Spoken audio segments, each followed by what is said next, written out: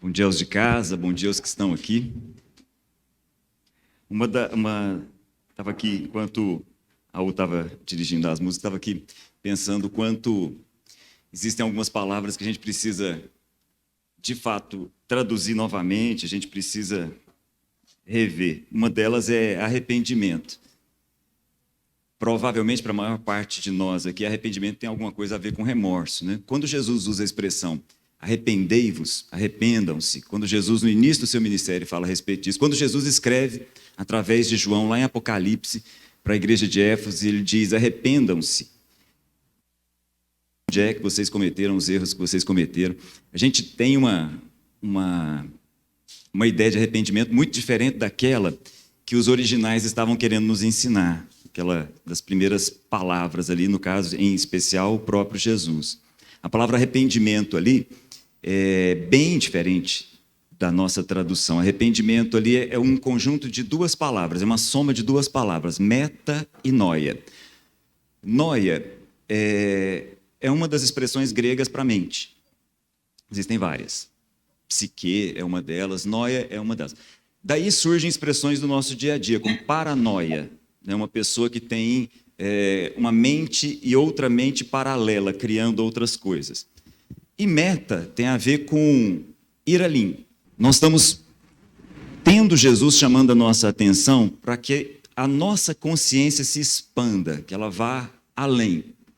E esse é, talvez, um dos principais objetivos quando a gente se reúne aqui. Que a gente possa se arrepender, no sentido de que as nossas mentes possam se expandir, que as nossas mentes possam, de fato, ter um novo tipo de consciência. A gente tem que ter uma preocupação com as palavras, né? O Ariano Suassuna, uma vez, de maneira muito engraçada, né? Ele estava lendo no jornal lá, aí ele leu assim no jornal: o guitarrista do Calypso é genial. Aí ele ficou assim, vocês lembram do Ariano Suassuna, o paraibano lá, um escritor, né? Aí ele falou, nossa, as palavras são meu principal material de trabalho. Eu tenho que tomar muito cuidado com as palavras, porque se o escritor lá do jornal usa a palavra genial para o Chimbinha tocando guitarra, que palavra que ele vai usar para o Beethoven? Né? É uma preocupação séria que a gente tem que ter em relação às palavras, um cuidado muito grande com as palavras. Nós temos que ter um cuidado especial com as palavras. Né? Na semana passada, a gente teve aqui o Paulo Júnior ministrando 2 batismos, hoje a gente vai ter a ministração da ceia, e são formas de expressar também uma linguagem que vai além das palavras. As imagens que a gente produz através de cerimônias, elas vão muito além do que as palavras às vezes conseguem traduzir. Por isso que a gente tem cerimônias tão importantes como o batismo, por exemplo, como a ceia. A imagem que a gente pode produzir através de um casamento, da cerimônia de um casamento, pode traduzir uma linguagem muito importante, pode traduzir algo que as palavras não conseguem dizer, e muito adiante. Eu estava lembrando, há muito tempo atrás, no dia do meu batismo, de que eu ganhei a minha primeira Bíblia, acho que até do Marcos Augusto Felisbino, que está aqui o Marquinho, está aqui no online, me deu a Bíblia, está lá em casa guardada, que foi uma imagem muito importante, as palavras dele foram muito importantes. Me lembro da pregação nesse dia, um outro amigo, talvez ouça essa mensagem mais adiante aqui, o Gilmar, não sei se você lembra disso, Marquinhos, pregou a respeito da ressurreição de Lázaro, muito importante. E olha só, eu me lembro disso há mais de 30 anos, porque aquilo criou na minha mente uma imagem. E aí essa imagem me traz à memória realidades que as palavras não podem dizer. Esse é um fato importante. Esses dias, o Luciano e eu completamos 25 anos de casado e Deus nos deu uma imagem. Eu quero guardar essa imagem. Quero guardar essa imagem por muitos anos. Quero guardar essa imagem porque ela traduz algo que as palavras não vão conseguir dizer. A gente estava num lugar simples, numa serra, um lago simples e uma cabana. Mas aquilo criou uma imagem para mim. Uma imagem do quanto Deus tem sido bom com a gente nesses 25 anos. E eu quero guardar essa imagem porque ela vai além do que as palavras podem dizer. Nas Escrituras, quando a gente vai para as Escrituras, muitas das coisas que a gente vê, como no caso do batismo, como no caso da ceia, que a gente vai realizar daqui a pouco, a gente encontra várias imagens. Várias.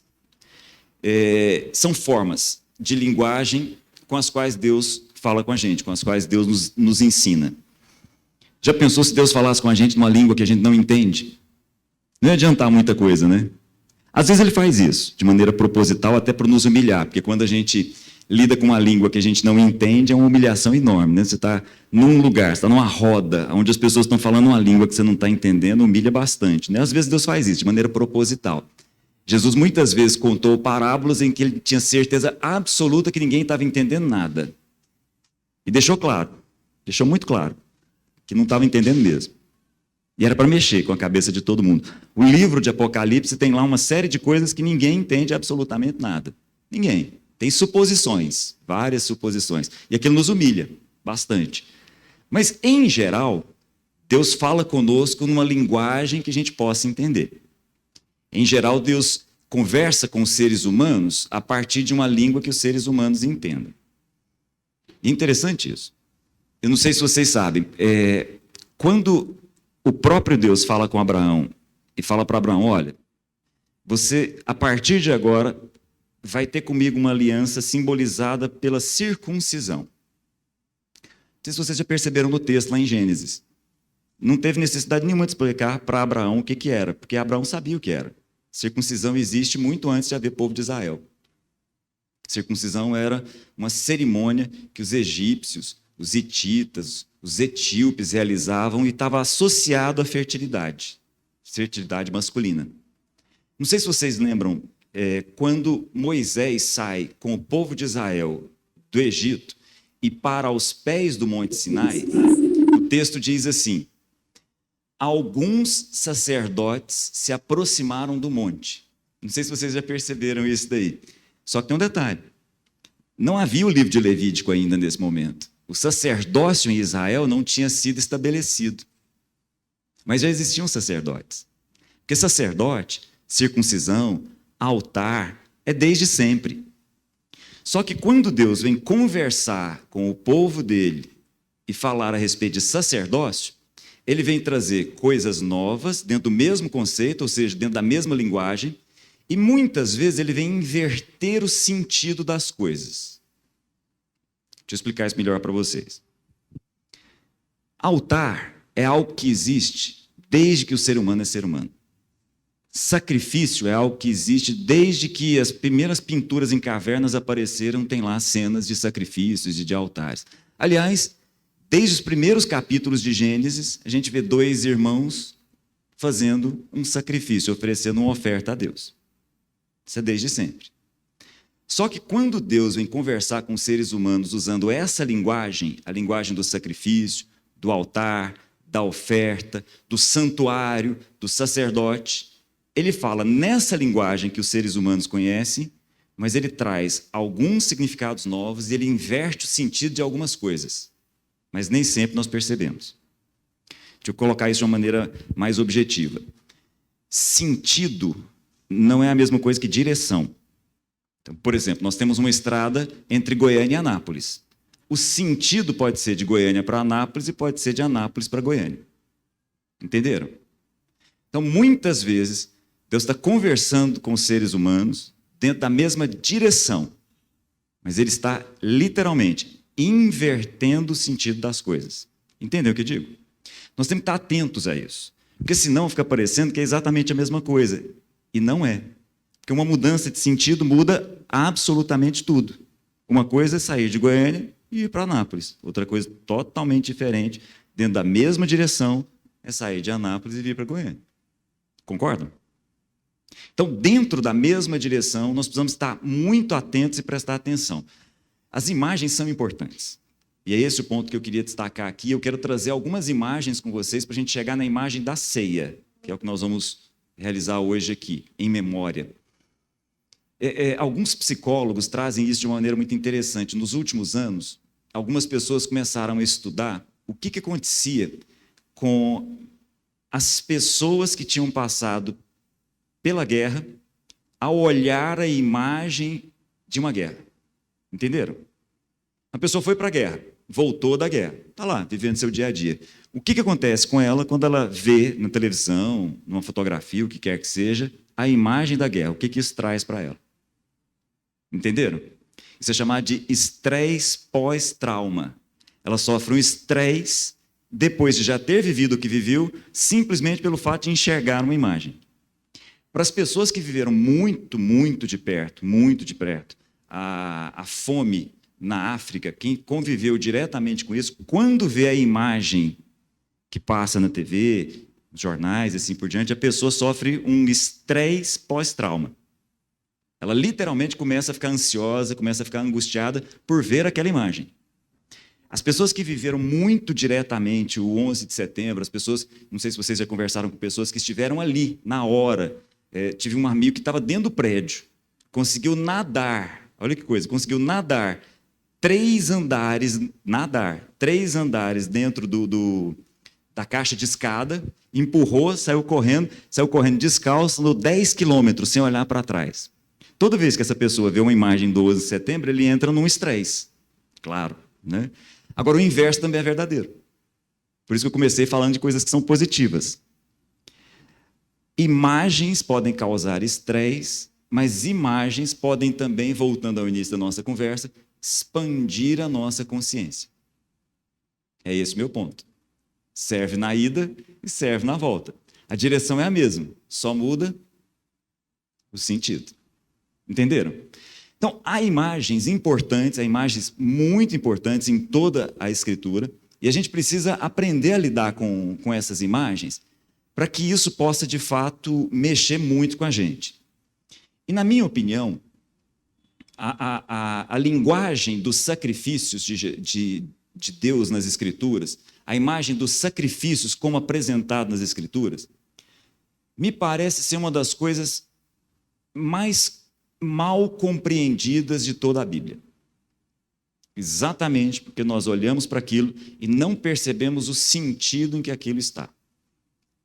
Então, eu queria conversar com vocês a respeito do sacrifício na Bíblia e queria prestar atenção com vocês no sentido desses sacrifícios para a gente chegar nos nossos dias e fazer aqui, em conjunto, uma cerimônia que possa trazer uma imagem visual de tal forma que a gente possa ter a consciência transformada.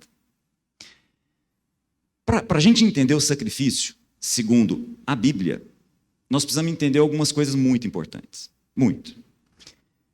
Tem alguns capítulos no livro de Jó, depois que Jó e os amigos falam muito tempo, Deus se propõe a falar com Jó, no meio de um redemoinho. E é um discurso interessante, muito conhecido, provavelmente todos vocês já ouviram falar, em que Deus faz perguntas. Uma pergunta atrás da outra. Uma metralhadora de perguntas. Uma das perguntas que Jó faz para Deus é a seguinte. Presta atenção na pergunta. Jó, quem foi que me deu alguma coisa primeiro? Entenderam? Jó, me diz aí, qual é o ser, qual é a criatura, qual é o ser humano, qual é o anjo, qual é o ser, quem quer que seja, que me deu alguma coisa primeiro, de tal forma que eu tenha alguma dívida com essa pessoa, com esse ser, com essa criatura. Entenderam a pergunta? Jó, quem primeiro me deu alguma coisa que eu tenha que retribuir? Quem?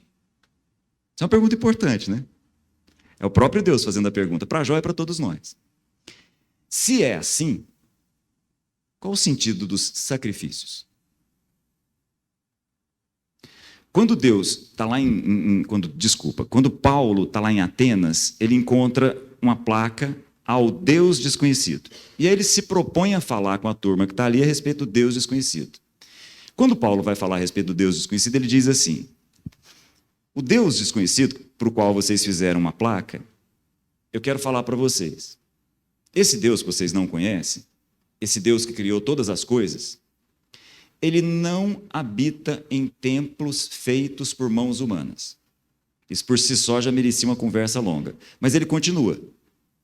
Esse Deus, o Criador, que fez todas as coisas, ele não pode ser servido por mãos humanas. Não tem ser humano que possa servir a Deus com alguma coisa. Como se Deus tivesse necessidade de algo. Entenderam? Infelizmente, esse Deus continua sendo desconhecido até hoje.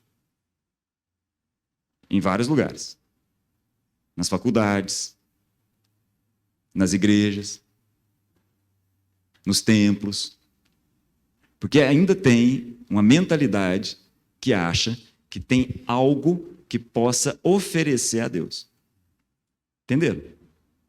Se a nossa consciência não expandir, nós não vamos conhecer a Deus e não vamos conhecer o sentido de muitas das coisas que Ele tem colocado diante de nós. Inúmeras imagens que Ele tem apresentado para todos nós. Porque nós vamos estar na mesma rua, mas caminhando num sentido oposto. E aí o contrário também é verdadeiro. Ao invés da nossa consciência se expandir, ela se atrofia. Olha que coisa séria. Entenderam? Nós precisamos olhar para os sacrifícios e entender que os sacrifícios, nenhum deles, são porque Deus tem necessidade de algo. Todos os sacrifícios são para nos ensinar a respeito de algo que nós temos necessidade. Os sacrifícios em Israel são muito ricos, muito. Infelizmente, as palavras que a gente utiliza para traduzir os sacrifícios acabam não dizendo muito a respeito. Por exemplo, há um tipo de sacrifício em Israel chamado olá, que nós traduzimos como holocausto. Ficou muito conhecido na época da Segunda Guerra Mundial por causa do holocausto, né, dos judeus. Por quê? Porque judeus foram literalmente queimados. Então, o sacrifício olá no Antigo Testamento era o sacrifício em que um animal era colocado sobre um altar e era completamente queimado. Ele é muito importante. A gente podia conversar sobre esse sacrifício especificamente um tempão. Havia um outro tipo de sacrifício muito significativo. Detalhe, os sacrifícios não eram pedidos por Deus. Se você for olhar em Levítico, depois dá uma olhada, 1, 2, 3, o que o livro de Levítico diz é o seguinte: quando alguém trouxer, não era uma exigência. Mas se você decidir, entenda. Se você decidir por trazer uma oferta, entenda como é que isso deve ser feito. É interessante, né, abrindo um parêntese aqui. O primeiro sacrifício que a gente vê nas Escrituras está lá dos dois irmãos, Caim e Abel. E a Bíblia diz que Deus aceitou a Caim e a sua oferta e não aceitou a Abel e a sua oferta, né? Depois a gente vai entender por que dessa história. Mas interessante é o seguinte: aceitando a oferta de Abel e não aceitando a oferta de Caim, não significa dizer que Deus mudou com nenhum dos dois, né? Entenderam? Deus não ficou melhor com Abel e pior com Caim. Ao contrário. Talvez ele tenha sido mais cuidadoso com Caim do que o Abel, porque Abel não foi protegido. E Caim, Deus está lá falando com ele: olha, presta atenção. Olha o que está batendo na sua porta. Porque Deus não muda quando uma oferta é feita, nem para melhor, nem para pior. Por quê? Porque Ele não tem necessidade de coisa alguma. Sacrifícios são feitos para que nós sejamos transformados. O que aconteceu com Abel e não aconteceu com Caim. Entenderam? Vou voltar. Entre os sacrifícios de Israel tinha lá o olá. Tinha um outro sacrifício chamado zebu. O que era o zebu? Interessante isso. Esse sacrifício também é traduzido nas nossas Bíblias como oferta de paz ou oferta de comunhão. E era, na verdade, algo muito, muito expresso através de uma cerimônia pública chamada de Páscoa, que a gente conhece muito bem, aonde um sacrifício é feito e havia um símbolo. Parte do sacrifício é colocado no altar, parte do sacrifício fica com o sacerdote, parte do sacrifício, a melhor parte, fica com o ofertante que pega aquilo e come com a família e os amigos, numa cerimônia de gratidão. Olha que coisa linda. Entenderam? E aí o que Deus está dizendo? Está dizendo assim: ó, eu estou participando com vocês dessa mesa. Eu não preciso disso, senão me faz a menor falta. Se eu quiser fazer um churrasco, eu faço, com o melhor gado. Mas eu quero dizer que eu estou participando junto com vocês dessa mesa. Lindo esse sacrifício, né? Tem um outro tipo de sacrifício, onde a gente vai parar com mais cuidado, chamado de Kippur. Tem várias traduções para ele. Você pode chamar de sacrifício pelo pecado, sacrifício pela expiação, e aí as nossas Bíblias vão variar. Por isso que eu estou fazendo questão de usar uma palavra que não é conhecida de todo mundo, para ver se a gente dá um novo significado para ela, para ver se a gente consegue chegar num outro lugar. Esse sacrifício, o sacrifício pelo perdão, é o que eu quero conversar com vocês, é esse o ponto que eu quero trabalhar, e para isso eu vou precisar muito que você abra sua Bíblia comigo no livro de Hebreus. Precisa muito que você me acompanhe nessa leitura, porque eu sei que isso não é algo que as nossas mentes aceitam com facilidade. Eu tenho absoluta certeza de que eu estou falando aqui a respeito de coisas, e para a cabeça de alguns isso está sendo meio que um nó, está sendo meio que algo talvez novo, talvez estranho, e que pode parecer para você algo difícil. E é mesmo, porque isso mexe com as nossas estruturas mentais. E é isso mesmo. No entanto, ao entender o sentido disso, as nossas consciências são expandidas. É esse o meu ponto aqui com vocês. Vou te pedir para abrir lá em Hebreus capítulo 9.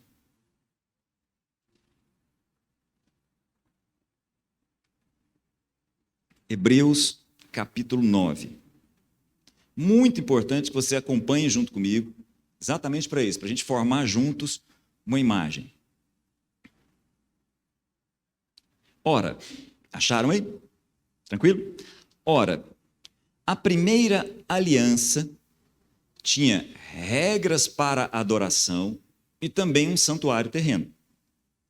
Foi levantado um tabernáculo. Na parte da frente, chamado lugar santo, estava um candelabro, a mesa e os pães da presença. Por trás do segundo véu havia uma parte chamada um lugar santíssimo, onde se encontrava o altar de ouro para o incenso, a arca da aliança, totalmente revestida de ouro. Nessa arca estavam vasos de ouro contendo maná, a vara de Arão que floresceu e as tábuas da aliança. Acima da arca estavam os querubins da glória, que com a sua sombra cobriam a tampa da arca. Aí olha só, a respeito dessas coisas, não cabe falar agora, detalhadamente. Por isso que eu li até rápido. Está só fazendo uma introdução. Tá joia? O objetivo do escritor de Hebreus aqui, aliás, diga-se de passagem, pode ser que seja uma escritora, nós não sabemos quem é o escritor de Hebreus, durante muito tempo as pessoas acharam que fosse Paulo, a alta crítica foi entendendo a partir da linguagem que não é Paulo, e há a possibilidade de que seja Priscila, uma mulher, a escritora aqui do livro de Hebreus. Mas o fato é o seguinte, nós não sabemos quem escreveu, e não temos muita certeza a respeito de quais são os primeiros leitores. Mas, pelo título da carta, a gente já tem uma noção de que os primeiros leitores são, como o próprio nome está dizendo, hebreus, judeus, gente que tem noção das escrituras, dentro de um mundo grego, romano e assim por diante. Então, olha só, eu vou voltar aqui com vocês. Primeiro versículo. Ora, a primeira aliança. Quando fala a respeito disso, alguma coisa em relação à ceia vem à sua mente? Quando Jesus toma o cálice, o que ele diz? Este é o cálice da nova aliança no meu sangue. Não é isso? Então, o escritor de Hebreus está falando a respeito da outra, da primeira aliança. Ok? E ele diz assim, ó, a primeira aliança tinha regras para adoração, ou seja, tinha cerimônias. E também um santuário, o que é a expressão-chave que está aí? Terreno. Esse santuário terreno tinha dois ambientes, tinha dois locais separados por um véu. Primeira parte, chamada de lugar santo, a segunda parte de lugar santíssimo, ou santo dos santos, uma série de utensílios, todos eles ricos em significado, mas como o próprio texto está dizendo aqui, não é esse o nosso objetivo agora. Nosso objetivo agora não é falar a respeito disso. Então, na primeira parte, tinha lá um altar de incenso, tinha um outro altar com pães, tinha um candelabro em forma de árvore, muito associado à árvore da vida, lá no livro de Gênesis. Tinha um altar com incenso, então uma fumaça subia. No segundo ambiente, no Santo dos Santos, tinha uma arca feita toda em ouro, querubins com os braços levantados, anjos com os braços levantados, em cima de uma película de ouro bem fina, chamada de propiciatório. Dentro da arca, alguns objetos, como ele coloca aí para a gente, o maná que foi dado no deserto, fica, o maná, uma semente, tá, gente? Não é que o pão estava ali dentro, não ia envelhecer e tal. Então, estava lá sementes dentro da arca, estava lá as tábuas da aliança, a vara de Arão com floresceu, mas esse não é o nosso objetivo aqui. Até podia ser, mas não é. Esse não é o nosso ponto aqui. Então, vamos continuar a leitura com vocês. Versículo 6. Estando tudo assim preparado, os sacerdotes entravam regularmente no lugar santo do tabernáculo para exercer o seu ministério. No entanto, somente o sumo sacerdote entrava no lugar santíssimo, ou no santo dos santos, uma vez por ano, e nunca sem apresentar o sangue do sacrifício que ele oferecia por si mesmo e pelos pecados que o povo havia cometido por ignorância. Ok? Deixa eu fazer uma pausa aqui um minutinho. Então, havia um tabernáculo, expressão fundamental. O texto diz para a gente que o tabernáculo é o quê mesmo? Terreno. Ok? Esse tabernáculo terreno, que tinha 2 ambientes, recebia no primeiro ambiente vários sacerdotes. O segundo ambiente recebia um sacerdote só, chamado de sumo sacerdote, e uma vez ao ano, que entrava lá, uma vez só por ano. Muito bem. Versículo 9, isto é uma ilustração. Será que eu poderia dizer assim, ó, isso é uma alegoria, isso é uma imagem. Entenderam? Então, a comunicação que o Espírito Santo está trazendo para a gente aqui é no sentido de formar em nós uma imagem. Muito bem. Isso é uma, versículo 9, uma ilustração, uma imagem, dependendo da sua versão, alegoria, parábola, dependendo da sua versão, para os nossos dias, indicando que as ofertas e os sacrifícios oferecidos não podiam dar ao adorador uma consciência perfeitamente limpa. Vou continuar. Eram apenas prescrições que tratavam de comida e bebida e de várias cerimônias de purificação com água. Essas ordenanças exteriores foram impostas até o tempo da nova ordem.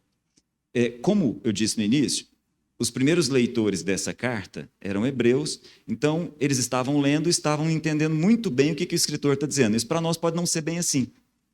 Pode ser que a gente estranhe isso. Do que é que ele está falando? Ele está falando de uma cerimônia específica no povo de Israel.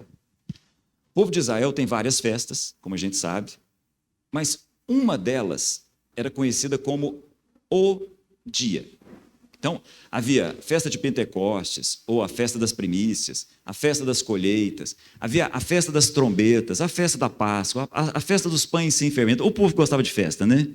E havia um dia, era chamado de o dia, até hoje. Era o dia do perdão, ou se você quiser, o dia da expiação. O dia. O que acontecia nesse dia? O texto está partindo do pressuposto que a gente sabe, então deixa eu abrir um parêntese aqui. Nesse dia, o dia, tudo parava. Absolutamente tudo parava em Israel. E aí, o sumo sacerdote pegava um novilho ou um touro, sacrificava, pegava o sangue e aspergia o sangue sobre aquela película de ouro que fica sobre a arca da aliança no lugar santíssimo, para ter a consciência de perdão de pecados dele e da família dele, sumo sacerdote. Aí depois, o povo de Israel levava até o sacerdote 2 bodes. Tirava a sorte, um ficava de um lado, outro ficava de outro. Um dos bodes tinha o seu pescoço imolado, uma bacia era colocada por baixo, o sangue era colhido, o corpo dele era colocado sobre o altar que ficava na frente de todo mundo, e o altar recebia esse bode e ele queimava por completo e o aroma dele subia, e o sangue dele era levado pelo sacerdote novamente lá dentro do Santo dos Santos, na Arca da Aliança, que representava a presença de Deus, e novamente ele pegava o sangue e aspergia com os dedos 7 vezes sobre aquela película de ouro que estava ali, para deixar claro, todos os pecados estão perdoados.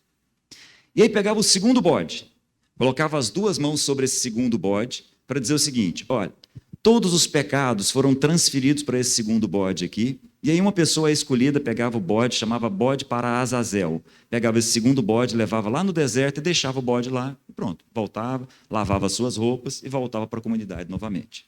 Então era uma cerimônia muito importante. Qual é o objetivo dessa cerimônia? Dizer para todo mundo, olha, se vocês têm dúvida, saibam, todos os pecados estão perdoados. Se vocês têm alguma dúvida, queria deixar essa cerimônia visual para todos vocês aqui, muito claro, todo o povo assistindo. Olha, se você tinha a sensação de que havia um débito seu com Deus, saiba, está perdoado. Todos os pecados estão perdoados. Aí eu vou continuar o texto com vocês, versículo 11, para a gente terminar. Quando Cristo veio, Olha só. Quando Cristo veio como sumo sacerdote dos benefícios agora presentes, ele adentrou o maior e mais perfeito tabernáculo. Como é que era o primeiro tabernáculo? Um tabernáculo terreno, visível, temporal. Cristo veio como sumo sacerdote e adentrou um outro santuário. Esse outro santuário não é feito por mãos humanas. Ele não pertence a esta criação. Entenderam? A imagem visual, a imagem que nós todos estamos vendo, é para que a nossa mente se expanda e saiba do seguinte: quando Jesus morre e o sangue dele é recolhido, ele mesmo faz o papel de sumo sacerdote e de oferta, pega o seu sangue e leva para dentro de um outro lugar, onde os nossos olhos não conseguem enxergar. Esse outro lugar não está no ambiente do que é terreno, não está no ambiente do que as mãos constroem, não está no ambiente daquilo que os seres humanos ou qualquer criatura possa fazer. Esse ambiente que Jesus entra e os nossos olhos não veem é o ambiente do invisível e do eterno. Abrindo um parêntese, todas as coisas visíveis vieram das invisíveis. E as coisas visíveis são passageiras, as coisas invisíveis são eternas. Por isso que quando Jesus leva o seu sangue nessa dimensão, ele leva essa dimensão ao eterno. Se é eterno, não tem passado, não tem presente, não tem futuro. Se é eterno, Jesus é o Cordeiro que foi morto antes da fundação dos séculos. Se é eterno, não significa o que foi feito antes, nem durante, nem depois. Todos os nossos pecados, todas as nossas culpas foram perdoadas. Desde quando? Desde sempre. Entenderam? Captaram a profundidade disso? É importante que a gente entenda, gente, há uma questão que é fundamental aqui. Como eu disse para vocês, é de fato uma expansão da nossa consciência através de imagens.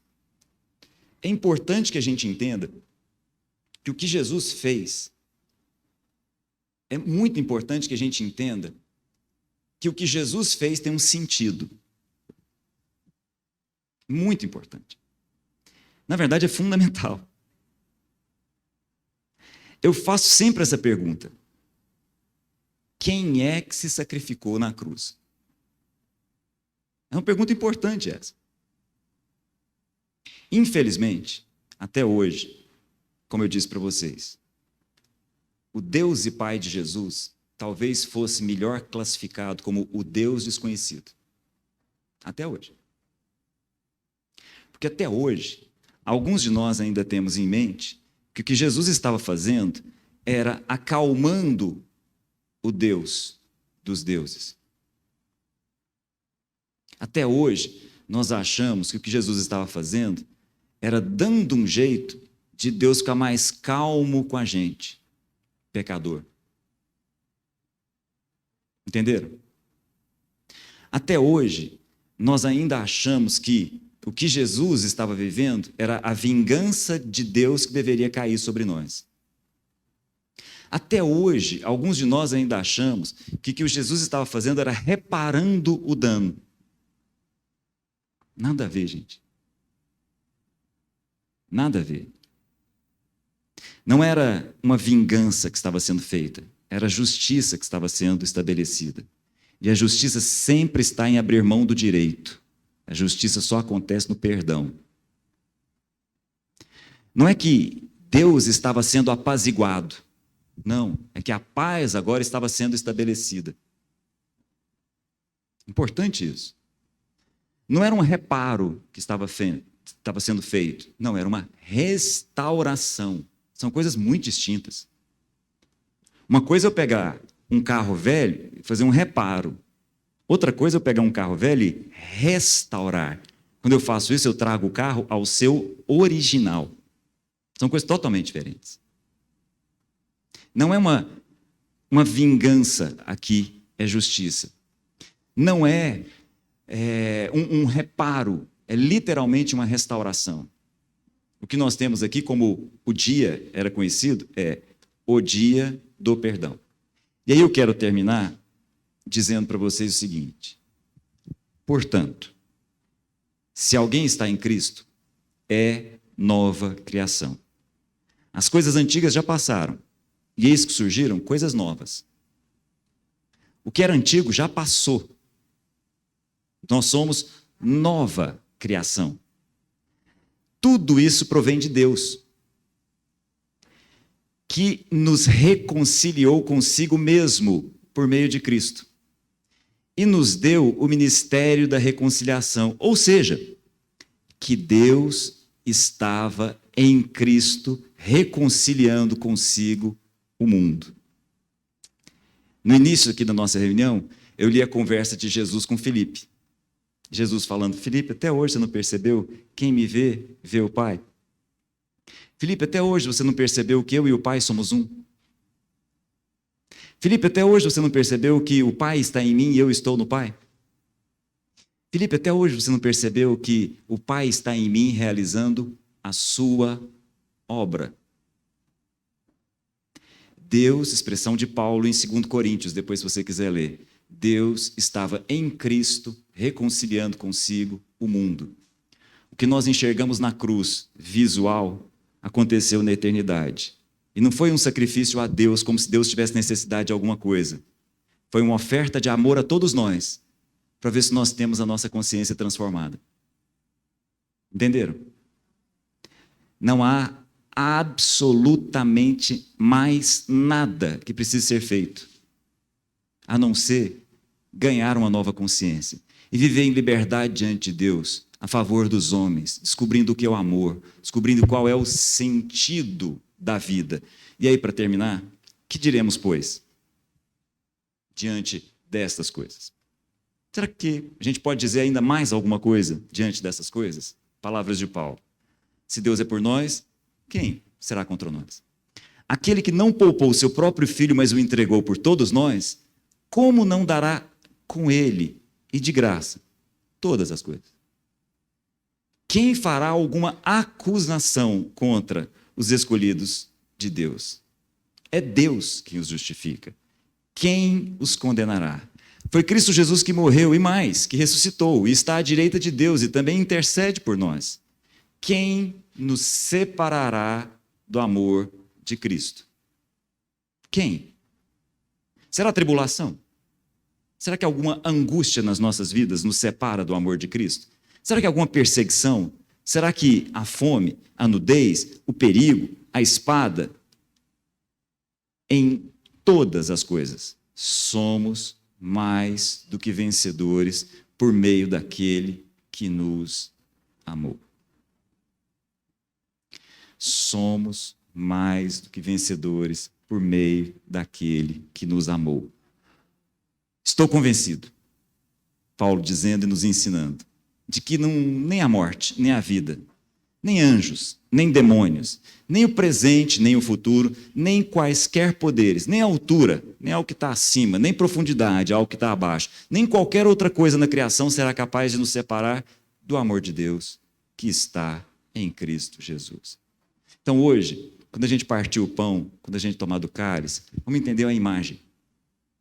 A imagem do Deus que se deu, que se entregou, sem necessidade alguma, para que as nossas consciências possam se expandir e todos nós possamos descobrir o que é o amor. Amém? Queria chamar aqui o Júnior, vai nos ajudar na celebração da ceia, esse momento tão especial aqui. Uma bênção a gente estar aqui e celebrar esse momento juntos. E assim, tantas imagens, né, que a gente pôde ser ministrado aqui, a gente começou... Obrigado.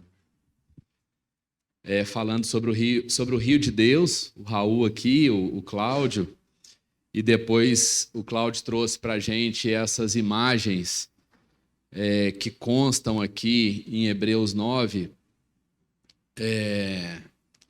Mas eu vim meditando sobre a ceia e eu acho que esse momento ele tem muito a ver com essa figura do rio. Eu fui muito abençoado com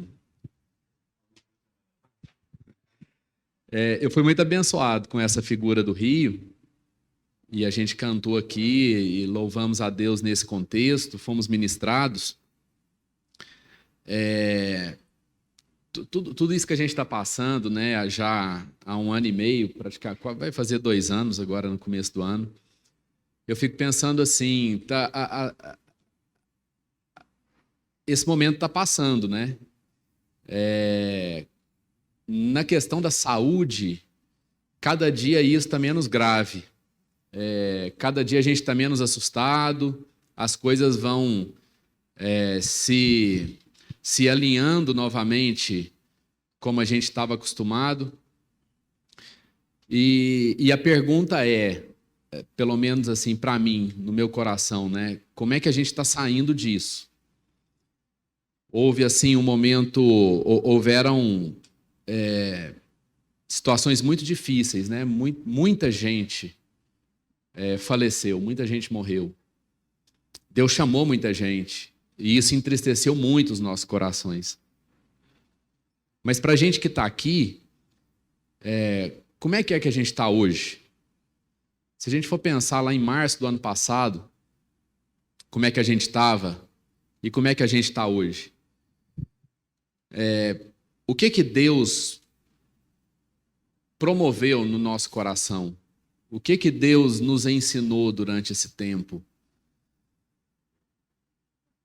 A gente está saindo melhor ou a gente está saindo pior? Houve entendimento do que Deus estava querendo comunicar? E no meu coração ficou uma palavra muito forte, assim, que é uma imagem também de todo esse tempo que a gente ia passar e vem passando, que é a imagem da travessia. Deus está fazendo conosco uma travessia, uma transposição. Deus está tirando a gente de um lugar e querendo levar a gente para outro lugar. De uma maneira mais explícita, Deus está querendo tirar o nosso coração de um lugar e colocar o nosso coração em um outro lugar. E fica essa pergunta, como é que a gente está? E aí a gente falou muito de rio, e a gente usou a palavra aqui, transbordar, né? O que significa transbordar? E tem 2 figuras fortes na Bíblia que fala de transbordar. Quando a palavra de Deus diz transbordar, geralmente está falando de fonte ou de ribeiro, de rio. E eu queria fixar mais na palavra ribeiro, no rio, porque a fonte ela é Deus, né? A fonte está muito ligada a uma origem, a uma raiz, a algo mais profundo. Então isso vem de Deus. A fonte é Deus. E nós somos parte do rio que é formado pela fonte de Deus. E eu gosto muito de rio, eu gosto muito de pescaria e tal. E a gente tem o rio aqui em Goiás, o Rio Araguaia. E acho que os homens aí que gostam de pescaria vão entender. Geralmente, os anos que são melhores de peixe é quando o rio enche mais.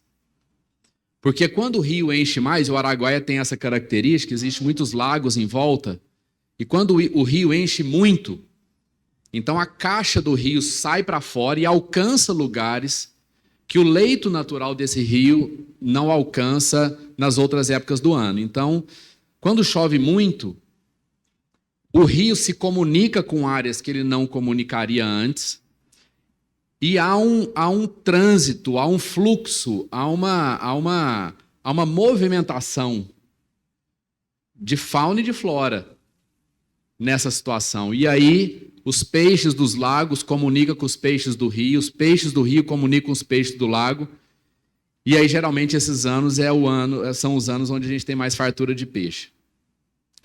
E eu quis trazer mais uma figura, eu sei que o Cláudio compartilhou muita figura bacana aqui, mas eu quis compartilhar essa figura porque é exatamente essa imagem que Deus quer ministrar no nosso coração. É uma imagem de transbordo. E não é um transbordo de um copo, porque eu não sei o que vem na sua cabeça, mas quando a gente fala de transbordar, não é transbordar algo represado, né, Raul? Não é transbordar um copo, irmãos. Não é isso que Deus está falando. Deus está dizendo o seguinte: olha, o seu canal, o leito da sua vida, o leito do seu coração, precisa alcançar lugares que ainda não foram alcançados. E esse é o plano que eu tenho para a sua vida. Esse é o propósito que eu tenho para a sua vida. É que você alcance lugares que você ainda não alcançou. É que você vá a lugares que você ainda não foi. É que você encontre pessoas que você ainda não encontrou. É que você acesse corações que você ainda não acessou. É que você perdoe pessoas que você ainda não perdoou. É que você promova pessoas que você ainda não promoveu. Então, esse momento de ceia é esse momento de transbordar, é esse momento onde a gente excede os nossos limites. É o momento onde não há controle. Por isso que nas cheias, né, as construções que ficam às margens, não tem jeito, elas vão embora. A não ser que esteja fincado na rocha, né, Cláudio? Mas a gente vê aí, né, no nosso dia a dia, nos telejornais, é isso. A cheia vem, e se a coisa não for muito forte, ela vai embora. É trágico, mas, amados, isso é uma lei de Deus. Não tem jeito da gente ir contra essa lei. Então, eu queria deixar essa reflexão para a gente aqui, sabe? Que esse momento de ceia seja um momento aonde você entenda que Deus quer que você transborde. Se Deus está fazendo você transbordar de tempo, esse tempo precisa ir aonde ele ainda não foi. Se Deus está fazendo você se transbordar de recursos, esses recursos precisam ir aonde você ainda não foi. Se Deus está fazendo você transbordar de experiência, essa experiência precisa alcançar corações que ainda não a conheceram. Se Deus está fazendo você transbordar de sabedoria, de revelação, você precisa fazer ou permitir com que Deus possa colocar essa sabedoria, essa revelação para afetar outros lugares. Amém, amados? Amém? Graças a Deus. Bom, eu acho que a gente poderia já trazer aqui o pão, não sei como é que a turma está aí no fundo. Eu pediria que a gente distribuísse primeiro o pão e depois, num segundo momento, nós vamos distribuir o vinho. Tá bom? E aí você pega e eu tomo a liberdade aí de que, né, assim, por uma questão mesmo de saúde, aí a gente não compartilhe, né, o pão, a gente entende que isso é um valor na nossa vida, mas a gente precisa ser prudente também.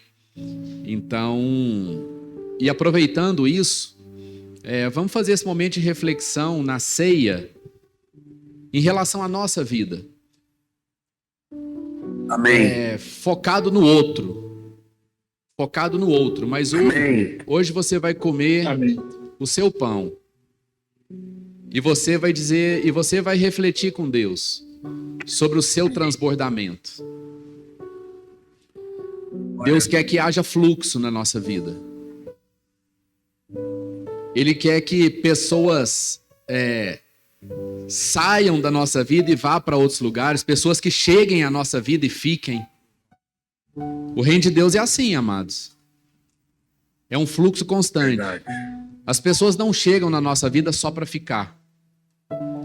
As pessoas passam pela nossa vida e se vão. Outras chegam e ficam.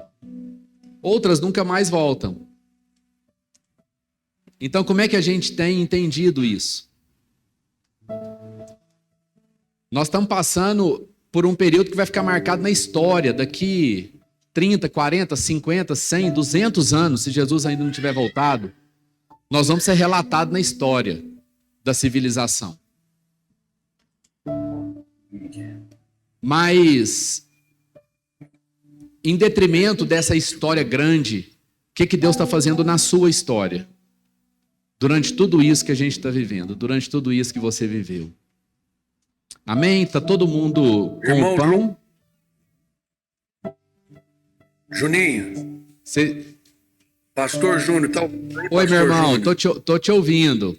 Pode falar. Parece que agora a gente conseguiu restabelecer o nosso som aí com vocês na congregação.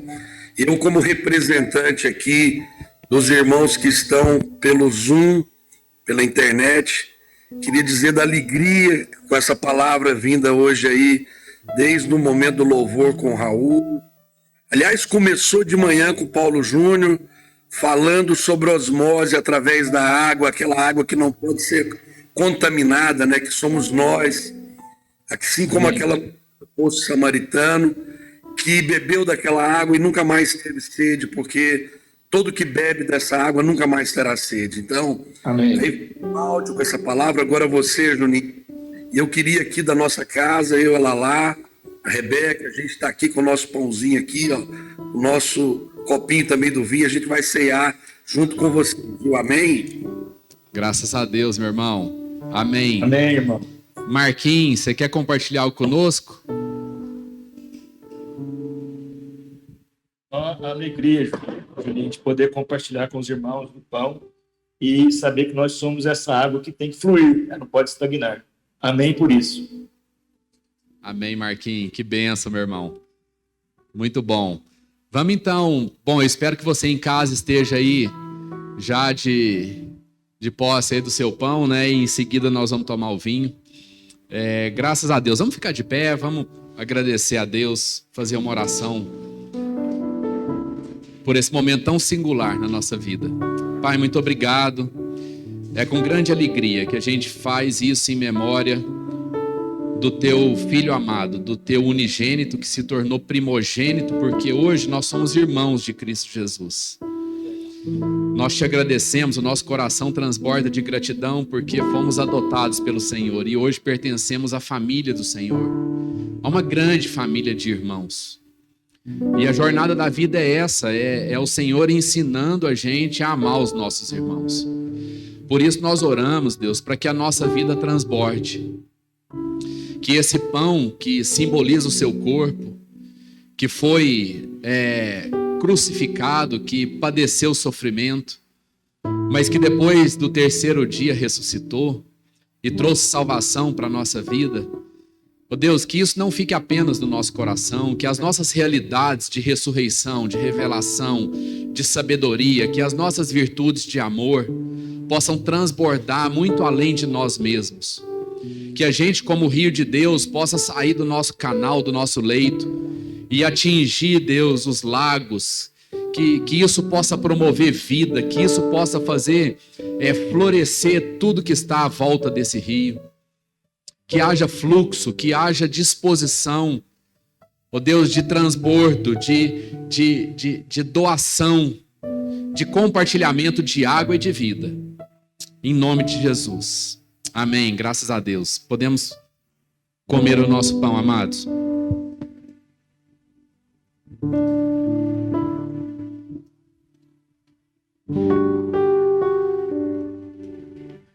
Teu sangue leva-me além, todas as alturas, onde ouço a tua voz, fala de tua justiça pela minha vida. Jesus, esse é o teu sangue. Vamos louvar a Deus, amados, com essa música.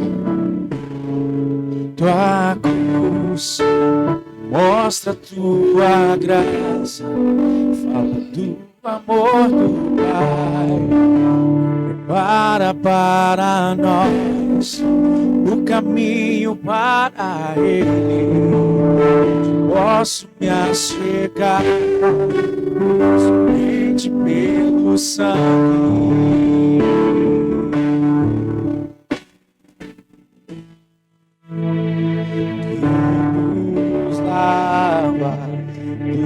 Dos pecados, nos traz restauração.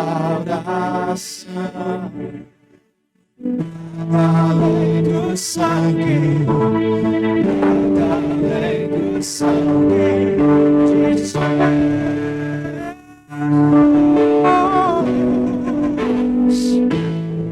Que nos faz brancos como a neve, aceitos como amigos de Deus. Nada além do sangue, nada além do sangue de Jesus.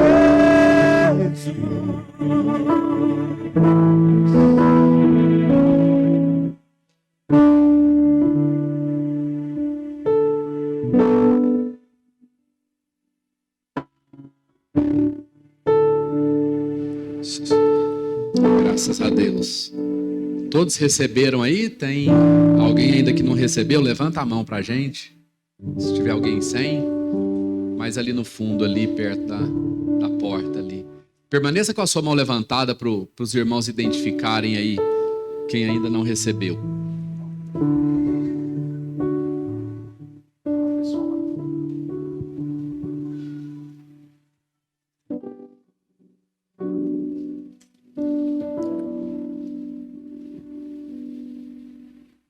Tem mais uma irmã ali no fundo de máscara preta.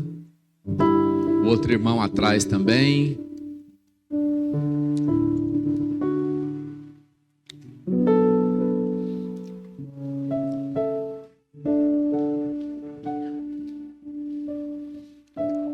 Bênção. Todo mundo recebeu? Maravilha. Graças a Deus, irmãos. Cálice da nova aliança, né? Não há condenação alguma sobre a nossa vida mais. Amém? Creia nisso. Creia nisso. Tome posse disso. Tem um livro que eu estou terminando de ler e ele diz sobre a independência. Mas a independência no aspecto positivo, tá? E é bem interessante. A gente não vai ter muito tempo para falar disso, mas é bem interessante. É uma independência da qual Deus cria uma convicção no nosso coração. E não há quem remova essa convicção de Deus. Não é a nossa convicção, mas é a convicção de Deus forjada no nosso coração. E aí, irmãos, não é para a gente perder a sensibilidade com o outro, mas é exatamente o contrário. É para a gente ser instrumento de Deus na vida do outro. É para que a gente não viva reféns das emoções e dos sentimentos de outras pessoas, mas que haja uma fé inabalável no nosso coração daquilo que Deus forjou na nossa vida, os planos, as promessas. E a primeira promessa que Deus nos lembra depois do sacrifício e da ressurreição de Cristo é que não há nenhuma condenação mais sobre aqueles que amam Cristo Jesus. Amém? Essa é a nova aliança. Senhor, nós te agradecemos porque esse cálice nos faz lembrar, nos faz reviver, nos faz rememorar toda a trajetória do Senhor aqui na terra, culminando na crucificação do Senhor. Mas depois que o Senhor foi enterrado, os olhos não viram, os olhos não presenciaram. A única coisa que os olhos presenciaram era que o corpo do Senhor não estava lá mais. Há uma realidade espiritual na nossa vida, e essa realidade é a realidade que atuou sobre o corpo do Senhor, a realidade da ressurreição. É a nova aliança que foi derramada sobre a nossa vida através do sangue do Senhor que foi derramado na cruz. E nós queremos viver isso todos os dias da nossa vida, Pai. Essa realidade de ressurreição, essa realidade de amor, de alegria, de vida, de andar em novidade de vida, porque é assim que o Senhor anda. Em nome de Jesus, amém. Podemos tomar todos.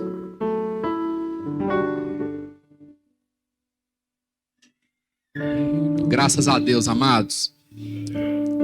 Amém? Aleluia. Vem cá, Cláudio. Cláudio vai encerrar para nós aqui, e privilégio estar aqui com vocês. Muito bom, Juninho. Coisa boa. A imagem do rio aí. Se você quiser sentar só um minutinho, são 2 avisos rápidos que eu queria deixar com vocês aqui. Primeiro, se você puder nos ajudar em relação as nossas contas mensais aqui, aos nossos desafios mensais. Depois vai aparecer aqui o número, se puder nos ajudar nessas contas do dia a dia aí. As despesas da família, as despesas da casa são sempre muito bem-vindas. Segunda vez que eu queria dar para vocês é o seguinte: como nós estamos retomando as nossas reuniões, como vocês estão percebendo aqui, nós não retomamos o Ministério Infantil ainda. Foi algo que acabou se perdendo durante esse período aí, esse 1 ano e meio, quase 2 anos. Então eu queria fazer um pedido, uma solicitação, que nós pudéssemos retornar esse movimento de atendimento às crianças, aqui no andar de cima, mas para isso nós precisamos de pessoas. Então, eu queria, de fato, esperar e aguardar em Deus voluntários e voluntárias que possam nos ajudar nesse ministério, Ministério Infantil. Se Deus tocar no seu coração aí para a gente poder trazer isso de volta, queria que você falasse com a Rúbia. Levanta sua mão aí, Rúbia, por favor. Rúbia, dá o seu nome para a Rúbia. No momento apropriado, a gente vai se organizar, vai ter gente para te ajudar, vai ter gente para te instruir, vai ter gente para te guiar. O caso da Suzy, que continua fazendo o trabalho que ela faz muito bem feito. Mas nós precisamos de outras pessoas, junto com a Suzy, para continuar nesse ministério. Amém? Que o amor do Pai, a graça do Filho, a comunhão, a consolação do Espírito Santo seja com todos vocês, em especial na semana que se inicia hoje. Deus abençoe, uma boa semana. Amém.